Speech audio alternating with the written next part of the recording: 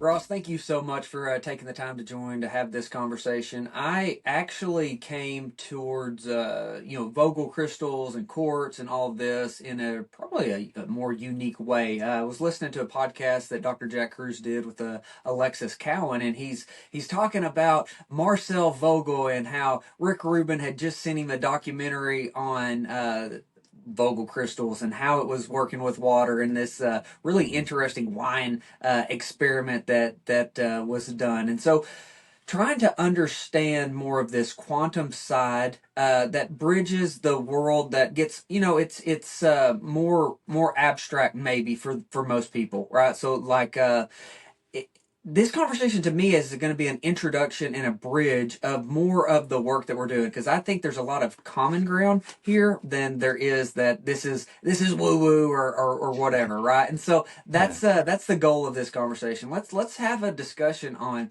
Marcel Vogel, what Vogel crystals are, how this actually has these quantum effects. So if you don't care, give us that that brief introduction to how in the world you even know about this kind of thing. Sure. Yeah. Thank you so much. Glad to be on here. Really appreciate all that you're doing too and bringing to the world. Um, so, my father was a world class scientist, Mark Newkirk, and he, the later part of his life, he decided to focus on raising consciousness. And he spent maybe 5 years studying just on consciousness, reading tons of books. He was a materials engineer and was called in to Penn State University to see and explain phenomena like things that would blow your mind. And out of that, he connected with some other scientists and started to create technologies to help elevate human consciousness using light, music, and sacred geometry to create a very coherent space. And what we found was in that space, people could connect to their higher levels of consciousness. And what you end up finding is we're omniscient beings, all knowing beings, and you can start to access information that otherwise you didn't even think was possible when you start to raise your vibration. And you might think, well, that's a bit out there, but people do it all the time. It's called intuitive knowing, where you might meet someone and you have a good vibe about them, and that's your intuition kicking in, or you get the message, I shouldn't go to work today, or I shouldn't drive down this road today, and that's your intuition or higher self connecting in and sharing that message. But through all of that, my father found out about Marcel Vogel, who created the this cut for the Vogel-cut crystal. And when you first hear about crystals, you think of woo woo, energy workers that are sort of just out there and so forth. But Marcel actually was a IBM scientist. He was one of their top researchers and scientists, and he worked for IBM for 27 years, creating magnetic coatings, and he worked in luminescence and so forth. And he ended up having about 100 patents to his name.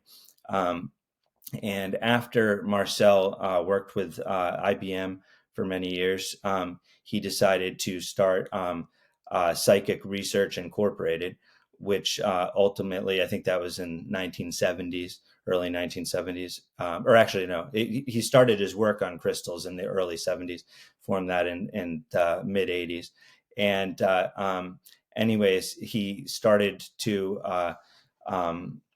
study about crystals. But before that, he actually, and this is a connection with you being a farmer, is he saw Cleve Baxter's work on do plants have emotions? And so that was an article that was written.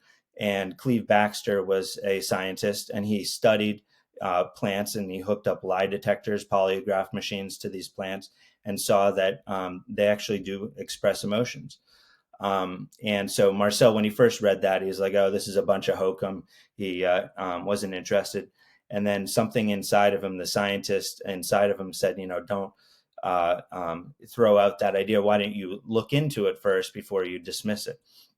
And so he started research on plants using lie detectors, and we can get into all this. But he ultimately found that plants have feelings and give off thoughts, and that ultimately led him to the crystal, the specific cut of crystal, which we can get into. But that's sort of the intro of how I got into Vogel-cut crystals. That's that's really cool. Because that seems so foreign to most of us, right? But you bring in Yeah. plants, and then that actually takes us into understanding, DC currents, electricity, the biophotons, right? There's so many things that go into what you termed as emotion, right? And Mhm. so when we're looking at uh, Fitz Pops or Alexander Gurwich's work with the onion root experiment, right? Like that. That's they used UV biophotons that were transmitted through quartz to stimulate mitosis, right? Like that's super super cool, right? And it doesn't happen with glass, right? Because it's blocking biophotons. So Ross, I guess let's talk maybe a little bit more about plants, because when we understand photosynthesis, I think that gives us a window into how biology, for lack of a better basic term, works. Photosynthesis is not mutually exclusive to plants. I think that that's something that we lose. So how does quartz and photosynthesis come together, especially in the context of Vogel crystals with different angles and what that context? How do you rationalize this? Sure, yeah. So, light, represents love. And love is the highest, power, on in the universe. And so I'll get back to some of the experiments that he did on plants, which are quite interesting. That will then, I think, answer your question. Um, so Marcel Vogel found that he could take a plant, and when he hooked up a lie detector to it, if he went to remove a leaf or took a lighter and tried to burn a leaf or uprooted the plant would react, and the polygraph machine would start, sending a signal. What he also found was that plants, when you have a thought, um, for example, like if he was going to fake, oh, he brings up a lighter to a plant, I'm going to burn this leaf, but he wasn't actually going to do it, the plant wouldn't react. So what he found out is the plants were actually reading his thoughts. And Hmm. so he continued to do experiments, and he would move the plant across the room and see, if his thought, could affect the plant. And sure enough, it could. And then he moved it further away. Sure enough, it could. And it was instantaneous. Okay. And what he ended up doing an experiment even across the world, where another scientist had a plant and he did an experiment, and that plant would instantly react or not react, depending on whether they're going to do something to the plant or not. Do you And think that's all of this is quantum important. entanglement? Yeah, yeah, yeah. Okay. And so all of this is important because he ended up learning the addressing mechanism for programming a crystal ultimately from this, where when he did breath work also with these plants, and he found that if you breathed on the plant or so forth, with an intention, the needle would react. But if you really focused on your thought, and you did a strong outward nostril breath, a pulsed breath like that, the plant would react much greater to that intention than a softer breath.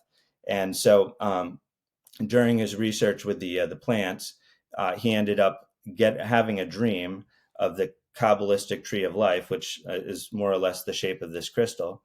And he didn't know anything about the Kabbalistic tree of life. And he started to research it, and it came to him. He was supposed to cut a quartz crystal to a specific shape. And synchronicity would have it where he met this woman who said that she had this crystal and that she could, do amazing things with it. And he said, he was like, well, I don't know. She ended up sending him this crystal. He had an experience, and it started to change his mind, and he became very interested in studying crystals and quartz, and ultimately found that a quartz crystal cut with a specific angle could actually cohere and amplify thought energy. So here's a four-sided quartz crystal, which is what he initially cut, and this angle here is the internal angle of the Great Pyramid of Giza. And then this angle here is 60 degrees. And in order to cut a Vogel crystal, what he found was you needed natural quartz. You needed to have it double terminated, which means pointed on both ends. You needed to cut it in the orientation in which quartz naturally grows. So here's a piece of raw quartz, and so you'd have to cut it in the orientation of how the crystal grows, aligned with what's called its C-axis, which is its internal axis. It had to be cut by hand. It couldn't be lab-grown quartz. It had to be from the earth, and whoever was cutting it needed to have pure intentions that really mattered. And through that mechanism, and he tried, I think it took him a year to cut his first crystal with all of his different prototypes and stuff. And he ended up moving from a traditional scientist to more of a spiritually minded scientist that had these quite amazing abilities. He ended up using crystals to, he would have doctors come to his house, all sorts of physicians, and he would demonstrate, and he could remove tumors. He could, literally within minutes, it was described, and he was able to use these as an energy focuser of thought and intent. And so it's basically a tool. We have this ability within us, but this ability is able to be amplified through a properly cut crystal. And so, anyways, my father did a lot of research on this and ended up using crystals in some of our technologies as amplifiers to cohere thought and intention for the technologies that we created, and amplify the geometries and so forth and music that we were creating, and project it into a space. And in that space, you're able to connect to your higher levels of awareness and consciousness much more easily and readily. And so, in other words, we're creating a coherent environment. You have your own biofield. And when you enter into a coherent space that's more coherent than your own, you start to adopt some of those characteristics of that environment and start to become more aligned and in sync with that. So the more you put yourself into a coherent space, such as nature's a coherent space. That's why when we go out, side and we sit under a tree, preferably with our shoes off, and we're touching the earth and grounding, we're in a very coherent, harmonious space, and we're forming a connection with that, and you feel a greater sense of peace and well-being, and healing can occur and so forth.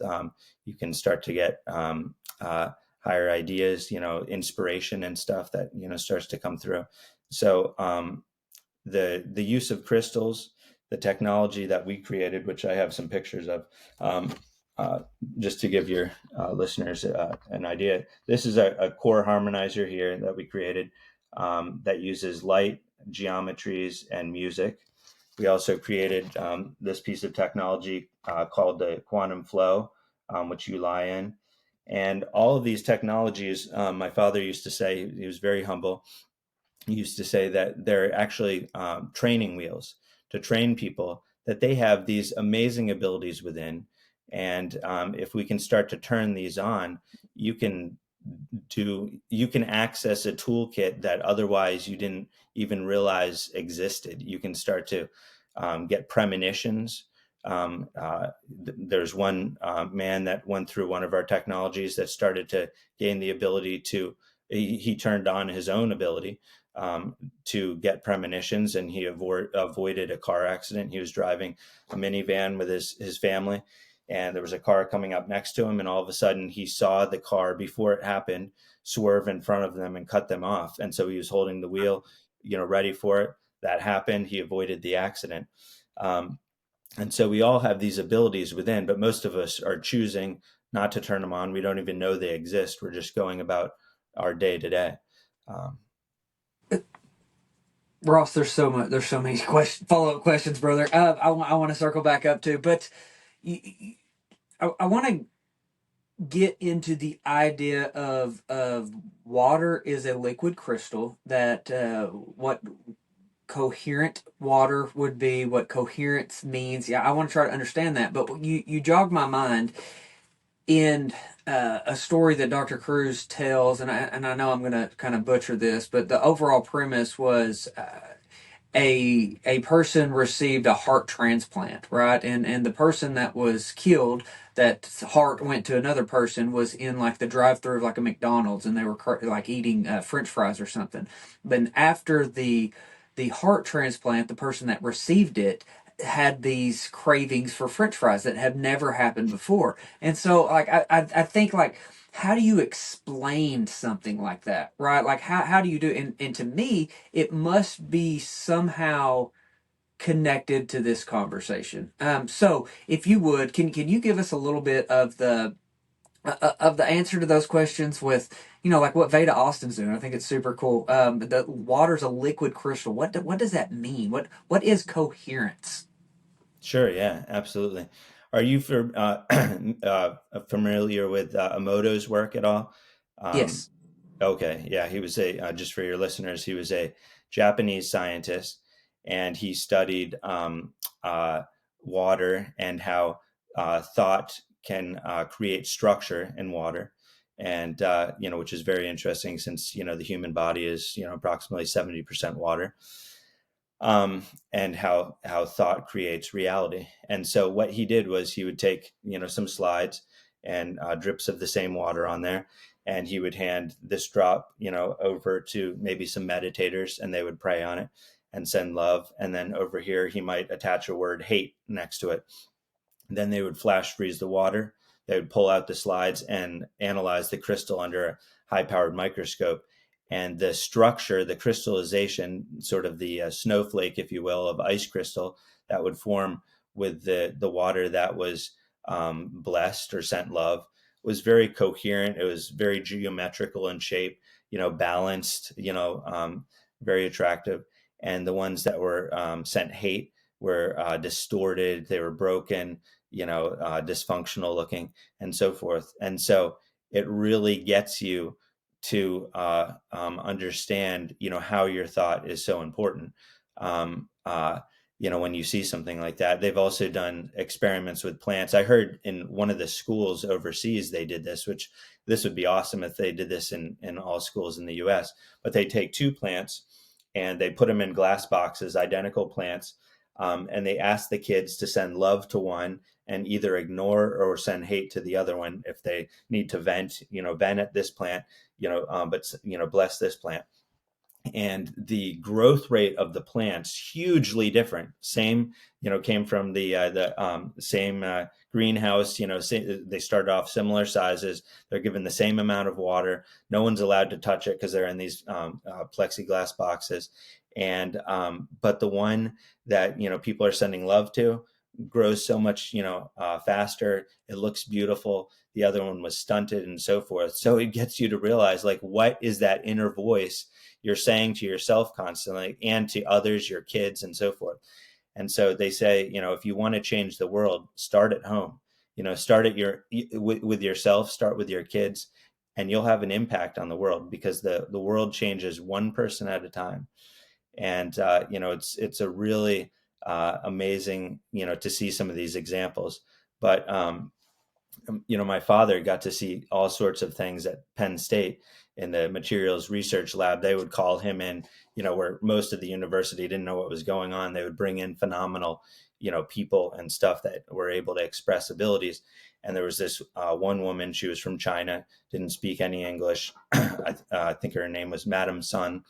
and she was able to take a roasted peanut, which would be clinically dead, roasted peanut, hold it in her hand, and in a matter of seconds, sprout it, open her hand, and there would be a sprout off of this peanut. Well, of course, Penn State, there's a lot of people that want to really look into this, in detail, and make sure it's not a sleight of hand, it's not a magic trick or something like that. And so what Penn State did was they supplied the peanuts, and they laser engraved on the actual peanut without her knowing, so that they could then go back and analyze, is this the same peanut that just sprouted and so forth. And she was able to do that. And my dad got to go meet her and talk to her, and through a translator. And yeah, it's quite amazing. And here this woman was from like a a humble little town on the outskirts of some village, wasn't trained and sat on a mountaintop for 50 years meditating or anything. She just was able to express this ability. And so when you see something like that, it's something to celebrate, because we all have these amazing powers within. Go into a little bit of the liquid crystal aspect of water. I think that's a really hard concept for a lot of us to get. Sure, yeah. So so water is effectively liquid crystal, and we found that you can program crystal. Um, uh, they use actually they were developing liquid chips, like basically SD cards where you could store information, and they were using water for storing storing that. But yeah, liquid crystal is programmable. You can uh, with a I think it's called a bioluminescent, or a spectrometer. You can analyze the light in water. And so that's one of the first experiments Marcel Vogel did. Was he took a crystal, he took a glass tube that had 7 turns around it, and he sent water down there through the programmed crystal that he programmed, looked at the water ahead of time and looked at the water after through this spectrometer. And there was all these beautiful color bands that showed up in the water that otherwise weren't present. And he found that they were able to maintain throughout, those the color bands didn't dissipate over time. And so once they were programmed into the water, they stayed. So I know you've done excuse me, a lot of shows on water, and programming.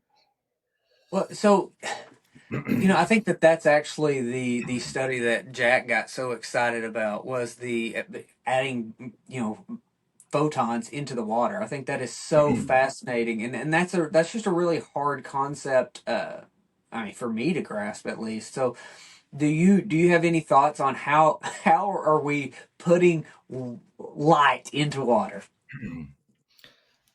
I would say we're doing it through thought, through intention and thought. Light represents love. Light is the light that's going in there is basically an information field or a thought field, and it's manifesting in almost like an auric way, sort of like when you look at pictures of Jesus, there's these color bands behind his head. That's an aura. It's a non-physical field, but it can be perceived physically. It's an information field. It's a field of light, and so I think that's what it is we're sending in an information field based on thought and intention, and it has different manifestations of colors. Interesting, interesting. All right. So something else that is super new to me is like I don't understand what the geometry aspect is. So can you give us kind of that the ideas and that overview of what would be like sacred geometry and what that affects and what we're thinking it goes on with that? Sure.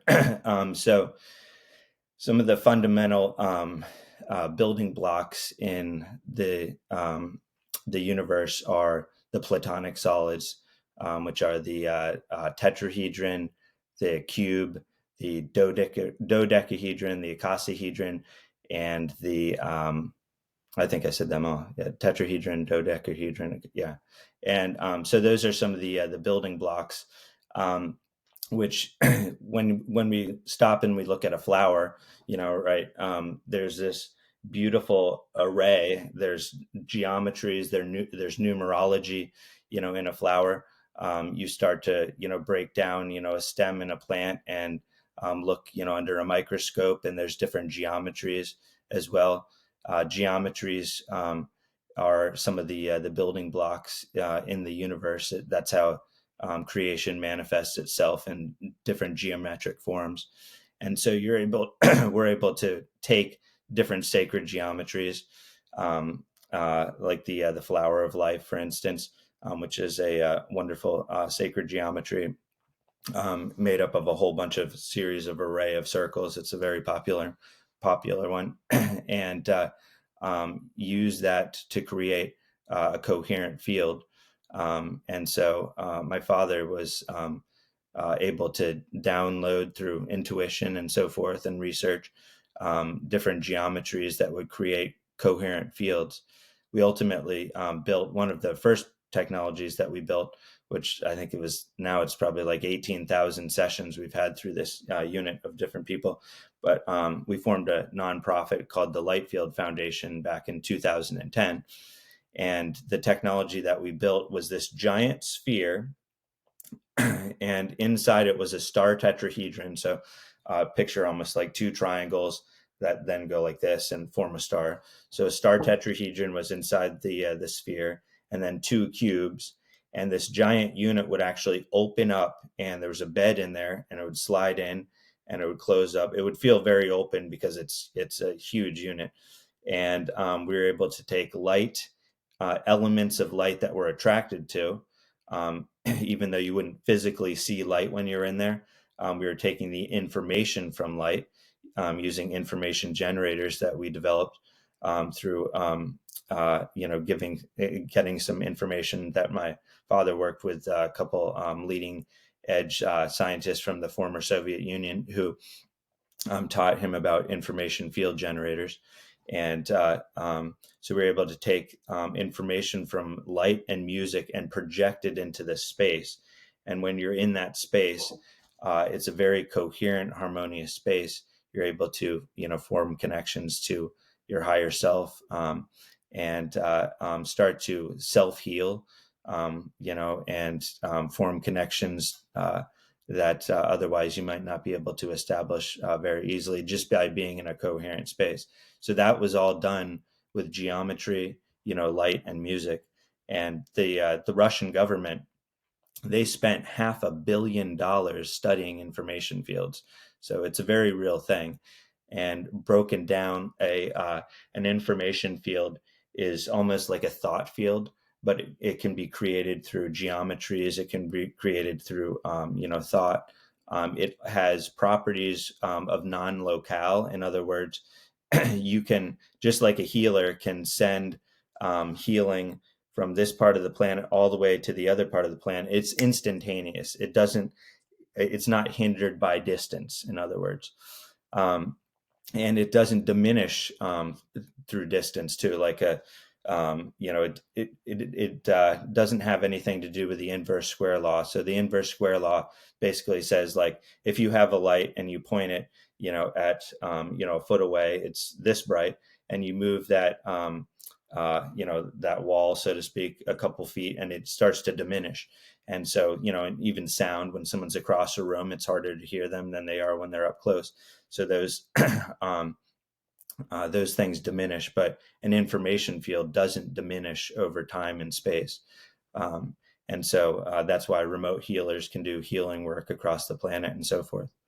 But yeah, we ended up getting into information fields and using them in our technology to create very coherent, harmonious spaces. Super, super interesting. So bringing all this together, it makes me think of the placebo effect and the thought and the intention and frequency and coherence. How much of that is uh, can we accredit? You know, the thought power, the love, the belief that something's going to work. How do you rationalize that? The Yeah, well, that's a placebo great effect. question. um, because a lot of people wonder, well, it's the placebo effect. The placebo effect can help you positively, for sure. Absolutely. Um, Yeah. but animals, plants, they don't operate with the placebo effect. So when you have an animal that is attracted to certain geometries, um, they're attracted to light. We've all, seen our pets in our houses where the light's coming through the window and it's hitting the floor, and the cat or the dog, moves over right where that is, right? It's attracted to that light source, that energy source. No one's saying like, oh, you might, you should get some sun, it'd be good for you. The animal knows. And so what we found, too, with the technologies that have come through us, is that like our core harmonizer unit, which was it's about the size of a stool, and uh, people have sent us pictures of cats curled up on it, dogs, choosing to sleep next to it versus on their own comfortable bed, which is, across the room. Um, and so animals know, and they don't go with the placebo effect, so that I think, takes care of sort of that aspect of things. But the placebo effect is a powerful effect, and if you can use it to your benefit, why not? For sure, the placebo effect, really comes down to thought, right? How important your thought is and how powerful your thought is. I know there's um, been there was a guy that was I heard a story. There was a guy that was in prison, many many years ago, and they were feeding him, rotting food and not much of it. And what did he do? Is as he received the food, he would take in the bowl and he would pray, he would bless the food, and he would express gratitude, and he would eat it, and he would gain strength. He was healthy while all the other prisoners were, really struggling physically. And they ultimately found out what he was doing was literally changing the structure, the water structure, the luminescence, if you will, in the food. And that's why years ago, the whole reason for saying grace in front of a meal isn't to impress your friends of, that you do some prayerful work. It's literally to change the structure of the food, is to say grace. That's why people would say, grace is to literally bless and structure the food. And with Emoto's work, again with the water crystals, since food has lots of water in there, you're literally changing and restructuring that food, and then taking that into your system and blessing your system through that. So the act of true heartfelt gratitude, not just words. It can't just be words like "Thank you for this meal, let's eat." It's like literally feeling that through your being. That is what changes things and structures them. Yeah, I think way too often the placebo effect is looked at or referred to in almost a negative context, and I'm like, to me, it should be like the gold standard. Like we should be trying to figure out why it works and implement it more. You know, because I think that I think what typically it outdoes drugs, like pharma drugs. It's like a typical. I mean, it's crazy how important it is, and discounting it just kind of blows my mind. But yeah, no, I mean, all of this is fascinating. And Ross, so much of it is outside of my wheelhouse to say the very least, but I just find it so fascinating. So we got a couple experiments I want to do. Have you come across anything with deuterium, right? Like when looking at water and the electromagnetic aspect of deuterium, heavy water versus metabolic water, which is what our mitochondria produce. So have you come across anything along those lines? I've looked into it a little, but not too much. I'm not an expert by any means in that. However, we do have. I don't know if you're familiar with the mineral shungite. It comes from actually one place on Earth, Karela, Russia, and they believe it was a meteorite that happened, probably millions of years ago.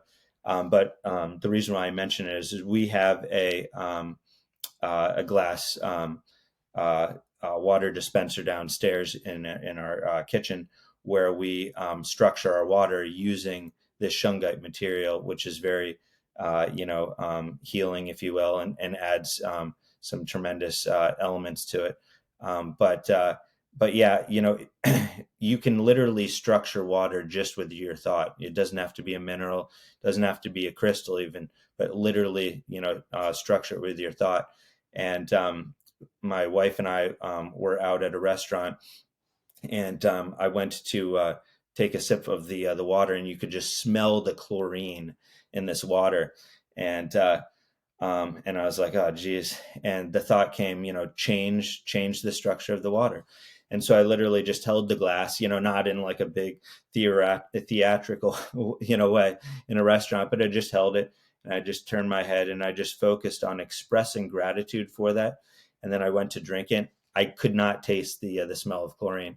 And in fact, I talked to my wife after, the meal, and she said she couldn't taste the chlorine either. And so we literally can restructure water, and we're doing it constantly with our thoughts in our own bodies. And my father used to say, if you want to sort of look at a report card of your thought, look at what's going on with your body. And if you, expressing disease and discomfort, that's an indicator. It's not something to feel bad about. It's something to realize and recognize that there's something within you that needs to be adjusted or changed. There's something that's not working. And a lot of times people, they'll take the pharmaceutical drug, which will just suppress it. It doesn't heal it. But then the reason why there's so many side effects for pharmaceutical drugs is you're not dealing with the root cause. And so it becomes even harder. You're taking this drug to now suppress this one, to then suppress this one. And then all of a sudden you have a turntable of drugs, on your kitchen table that you're taking every day, trying to be healthy. But, as I know, through getting back to the earth and connecting with sunlight and nature and water and so forth, is that we can start to reverse that through those decisions. And then we can take it another level, from the standpoint of raising our own consciousness, and being able to turn on amazing abilities. And I've seen and witnessed and heard of so many different amazing things that we're all capable of. When we start to raise our vibrational state, you can literally instantaneously heal. What instantaneous healing is about is literally shifting realities, because there's simultaneous realities coming on, right, all at once. And you can shift to a different state or a different reality. It's almost like I liken it to I know you have 4 kids, and so I'm sure you've experienced this. When a child is really small, let's say 2 years of age, 1 or 2 years of age, and they go running and they trip and they hit their head on maybe a door. What does that child first do? They look at the mother if the mother's there. If not, then they look at the father. If the mother is like, oh my gosh, you dear thing, the child bursts out into tears. There could be a bruise, a cut, whatever. If that mother responds, swoops up the child and tries to redirect that energy, the child has a much different experience. It might not get a bruise, it might not even cry, but you're literally shifting that child from it into a different reality just through how you're handling things. And so, we have a son as well who's 11, and one of the things that we encountered was early on is we wanted to do that with him. And so some people look at it as like, gosh, why wouldn't you be, all, and it was like, no, we're doing him a favor. Like, look at his reaction. Yeah. I guess he didn't really cry or anything. And so it's like shifting out of the, like, what is compassion? Compassion's not focusing on the negative. Compassion is seeing through the mask, right? Because basically you're at a stop sign and there's a couple ways you can go. You can go one way and it'll lead to, child's crying, injury, bandages, all that, or perhaps you can lead to a different way, which is focusing on shifting that into what you really prefer. What do you prefer? Well, you love your child, you want the best for them. And so if I can help elevate my child's consciousness, shift him out of that, he has a different experience. And you see it time and time again with little kids. They're best examples because they aren't trying to pretend, they aren't trying to impress, especially at a young age. It's just something happens, and they look, how am I supposed to respond, mom? Dad, and you can shift it, and instantaneous healing comes about when you actually shift realities. And I've had numerous experiences that have blown my mind. For example, it would have appeared that I cut these three fingers off with a log splitter when I was in high school, or actually I guess I was in college. I had a firewood business, and I had tree services dropping off huge logs behind my parents' barn, and I had a log splitter, a dump truck, chainsaws, all that kind of stuff. And I would go out and split, and during the summer, and on the weekends, sometimes I would come back from college and split and so forth, and then deliver in the fall. And there was this one morning, I remember it so well. It was a Sunday morning. My parents were gonna go to church, and my dad said Saturday night, he said, if you want, I'll wake up early and we can do some firewood together if you would like. I was like, oh, that would be great. And I remember waking up, and there was just something about that morning that felt special. There were some birds chirping in a tree. I had my window open. I woke up, and it just felt like there was more light or something. And I walked downstairs, and my dad, uh, right when I was born, had a logging operation and sawmill and so forth before he got into technology. And he was lacing up his leather Herman Survivor boots, and had a handkerchief on, and so forth. And we go outside, and I'm running the log splitter. He's setting the logs on the I-beam. And then he said, why don't we switch? And I was like, okay. And so he's running, the lever, and I'm setting the logs on. And for whatever reason, I set this one log on with my hands like this on the side of the log rather than, like this. And as soon as I set it down, he cranked forward, and I could feel, and my log splitter had a fixed knife edge with the steel plate that pushes, and it was razor sharp. I would even use a file and file that knife edge, and I could feel that knife edge just sink into these three fingers. And I yelled, and my dad, saw what happened. He cranked back, and I just looked at him, and then all of a sudden, it was like this light just came down and just enveloped me.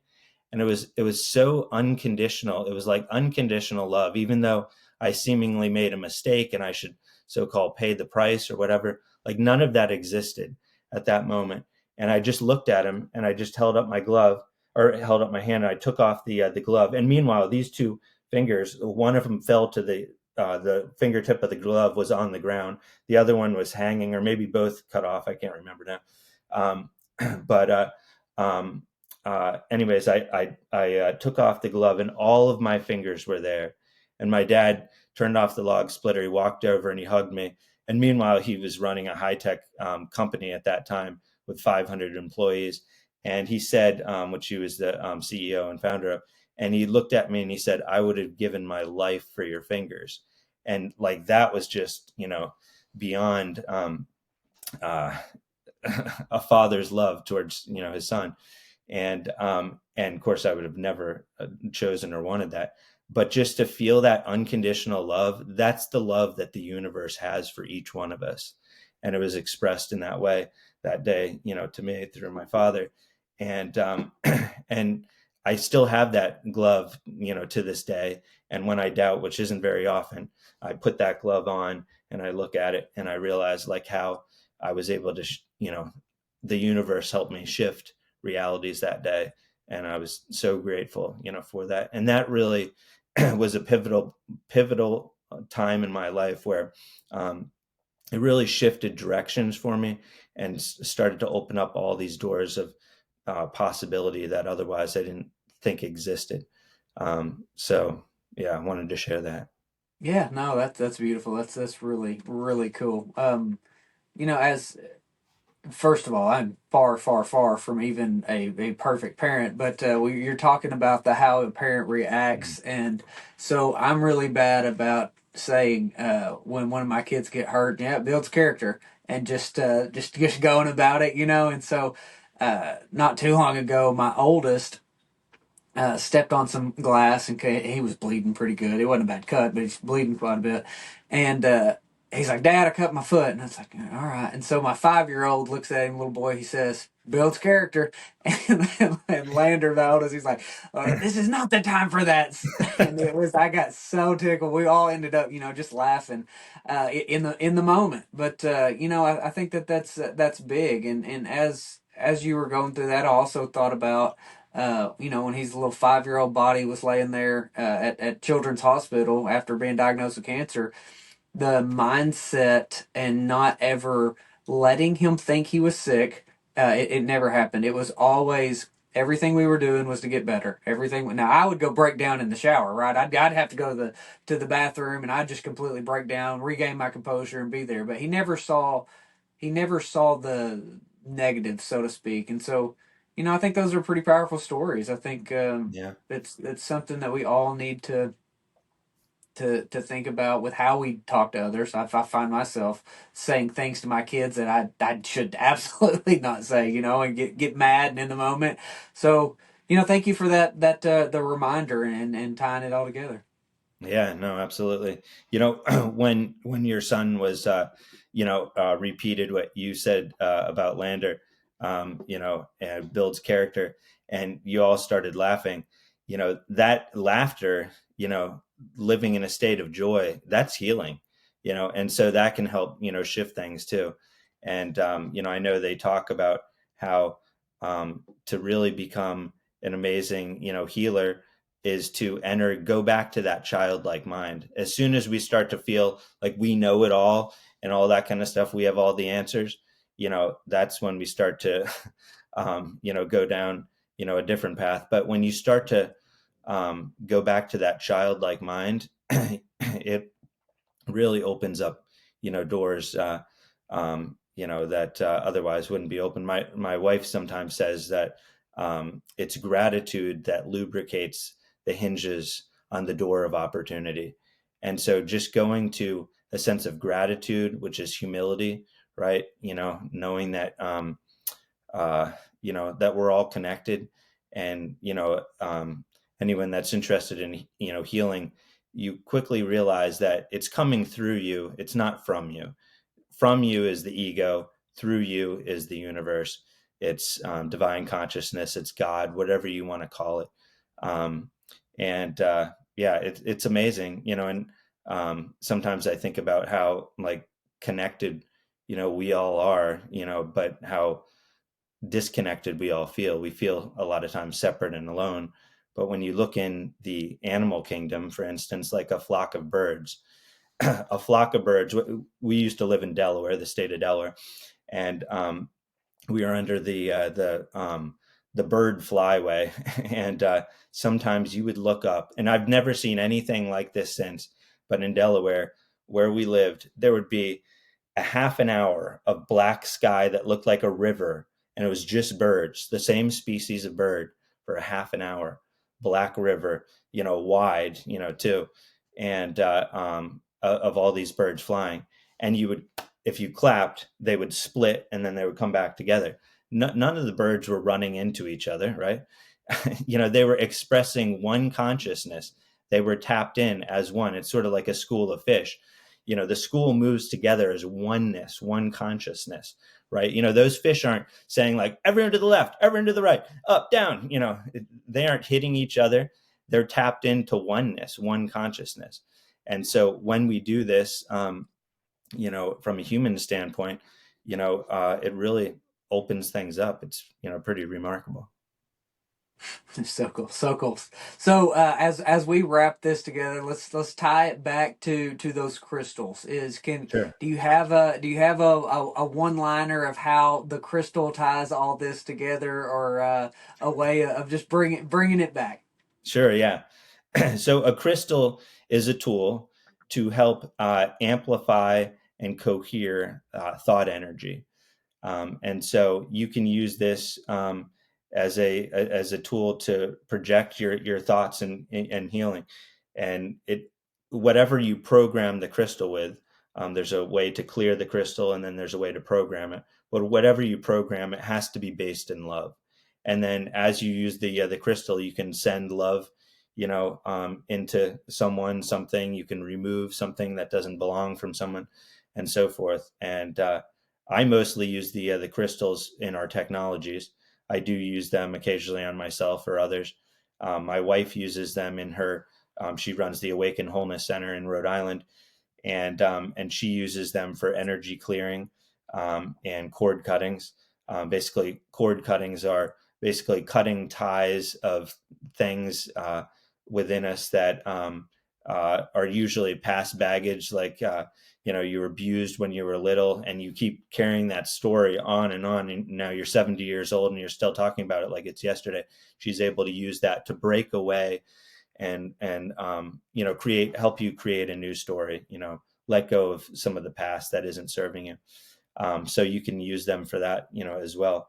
But yeah, they're tools, and but ultimately we have the ability within us. We have exactly what we need. And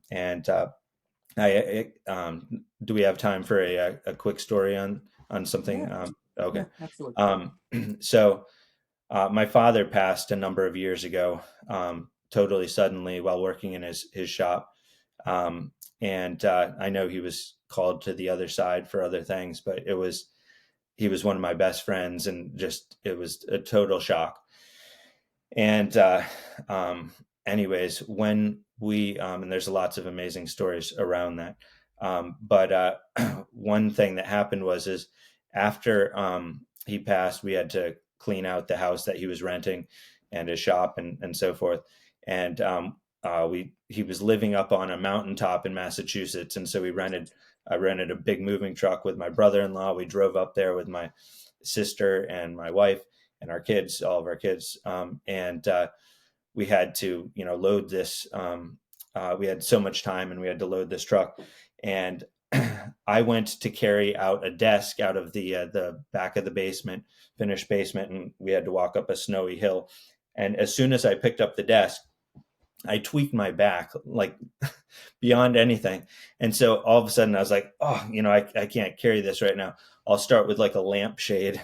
And I couldn't even do the lampshade. And my brother-in-law is like, oh my gosh, we just drove all this way. You're the only one that can help me get some of these things out of here.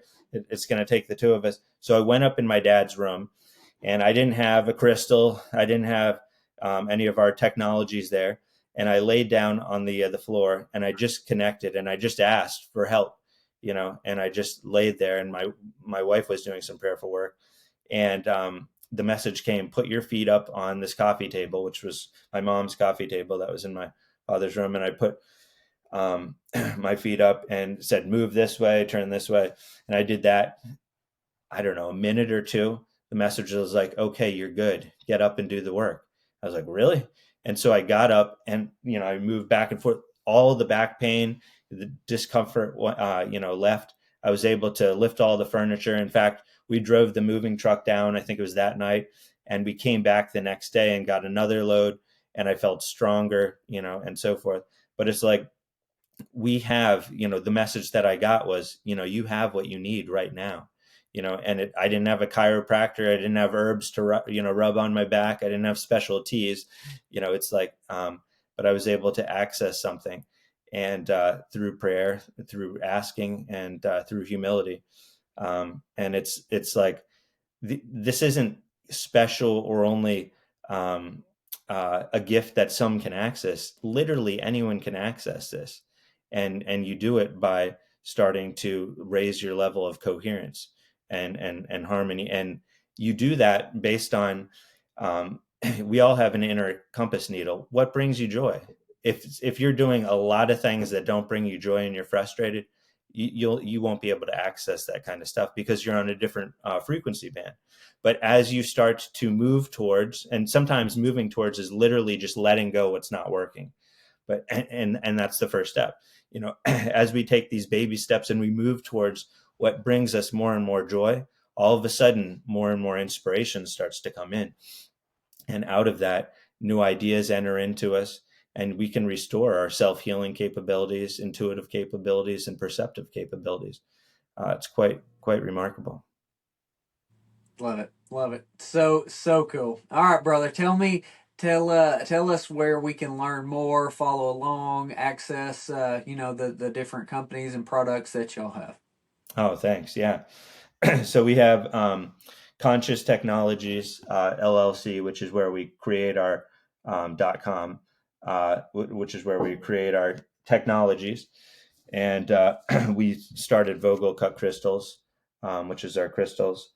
Um, and if you're interested in actually learning more about crystals, we have a 50-minute documentary that I created a year ago. It's called this is what the icon on YouTube looks like, but it's Yeah. Vogel Cut Crystals documentary, and it's about a 50-minute long video, and it really shares a lot. And then our center is the Awaken Wholeness Center, which we're remodeling right now in Rhode Island and should be open sometime mid to late year, hopefully mid year.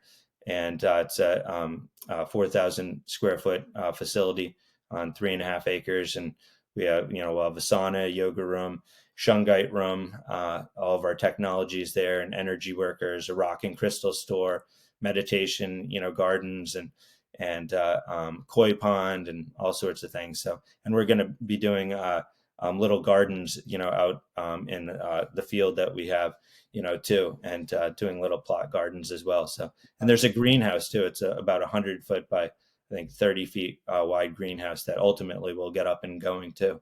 So it'll be fun.